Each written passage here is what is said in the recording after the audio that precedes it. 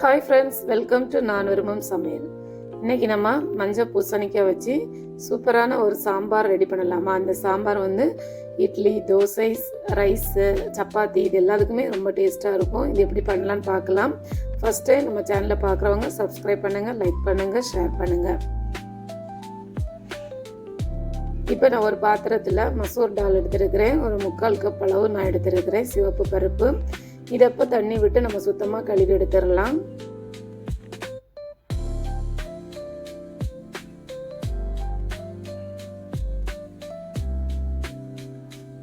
இப்போ இன்னொரு பாத்திரத்தில் ஒரு எலுமிச்சை அளவு புளி நான் இதில் போட்டு தண்ணி விட்டு வைக்கிறேன். இது ஃபஸ்ட்டே நம்ம தண்ணி விட்டு வச்சுட்டோம்னா அந்த புளி வந்து நல்லா ஊறி நமக்கு அது வந்து சாறு எடுக்கிறதுக்கு ஈஸியாக இருக்கும்.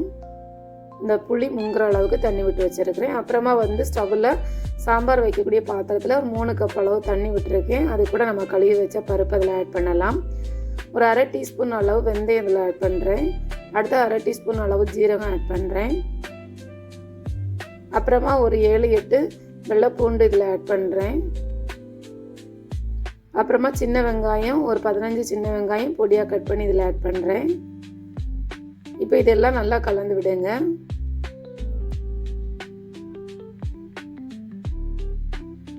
இப்போ இது கூடவே நான் வந்து ஒரு 2 தக்காளி அதுவும் பொடியாக கட் பண்ணி இதில் ஆட் பண்ணுறேன். 2 பச்சை மிளகாய் ஆட் பண்ணுறேன்.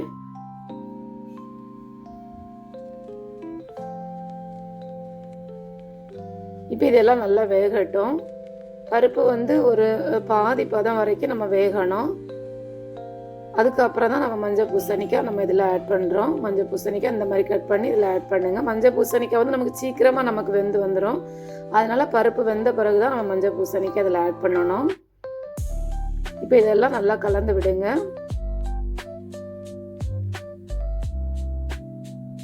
இப்போ இந்த சாம்பாருக்கு தேவையான அளவு நம்ம உப்பு இதில் ஆட் பண்ணலாம். உப்பு ஆட் பண்ண பிறகும் கலந்து விடுங்க. அப்புறமா நம்ம இன்னொரு பாத்திரத்தில் சாம்பார் பொடி வீட்டிலேயே நம்ம ரெடி பண்ண சாம்பார் பொடி 2.5 டீஸ்பூன் சாம்பார் பொடி நான் எடுக்கிறேன். இப்போ இது கூடவே மஞ்சள் தூள் 1/4 டீஸ்பூன் மஞ்சள் தூள் ஆட் பண்ணுறேன். அப்புறமா 2-3 பிஞ்ச் அளவு காயப்பொடி இதில் ஆட் பண்ணலாம். அப்புறமா நம்ம புளி ஊற வச்சுருந்தோம்ல அதை நல்லா கரைச்சி அந்த தண்ணி இதில் ஆட் பண்ணலாம், புளி தண்ணியை.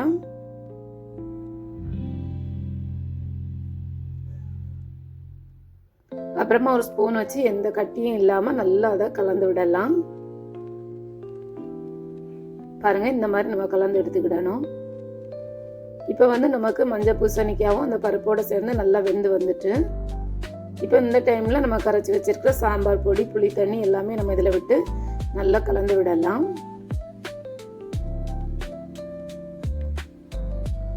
இப்போ சாம்பாருக்கு நம்ம தேவையான அளவு தண்ணியும் நம்ம இதில் ஆட் பண்ணலாம். இப்போ நான் கொஞ்சமாக அதில் தண்ணி ஆட் பண்ணியிருக்கிறேன்.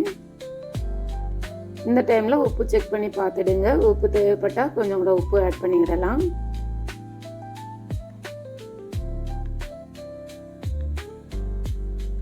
பாருங்கள், சாம்பார் நல்லா கொதிக்கணும். எப்போவுமே சாம்பார் வந்து நல்லா கொதிக்கும் போது தான் அந்த டேஸ்ட் நல்லாயிருக்கும்.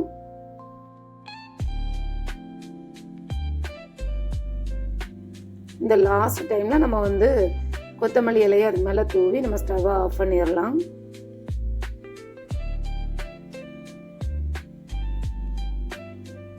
சூப்பராக சாம்பார் ரெடி ஆகிட்டு, இப்போ நம்ம சாம்பாருக்கு தாளிப்பு ரெடி பண்ணலாம். ஒரு சின்ன ஒரு கடாயை ஸ்டவ்வில் வச்சுருக்கிறேன். அதில் 1 டீஸ்பூன் ஆயில் ஆட் பண்ணியிருக்கிறேன்.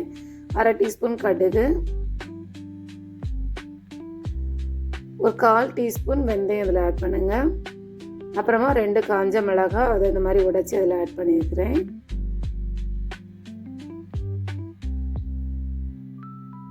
கொஞ்சமாக கருவேப்பிலை. இப்போ இந்த தாளிப்பை நம்ம வந்து அதில் ஆட் பண்ணலாம். இதுக்கு முன்னாடி இதில் வந்து 2 பிஞ்ச் அளவு காயப்பொடி இதில் ஆட் பண்ணுங்கள். ஸ்டவ்வை ஆஃப் பண்ண பிறகு நம்ம அதில் காயப்பொடி ஆட் பண்ணலாம்.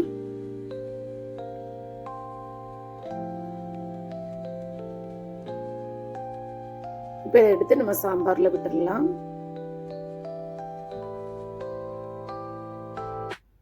நல்ல ஒரு வாசனையாக இருக்குது இந்த சாம்பார். நீங்கள் ட்ரை பண்ணி பாருங்கள். மஞ்சள் பூசணிக்காய் உடம்புக்கு அவ்வளோ நல்லது.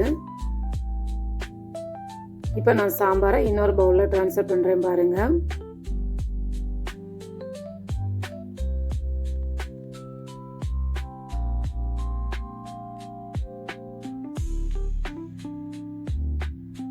சூப்பரான சாம்பார் ரெடி ஆகிட்டு, மறக்காமல் சப்ஸ்கிரைப் பண்ணுங்கள், லைக் பண்ணுங்கள். நீங்களும் இந்த மாதிரி செய்து பார்த்துட்டு கமெண்ட் பண்ணுங்கள்.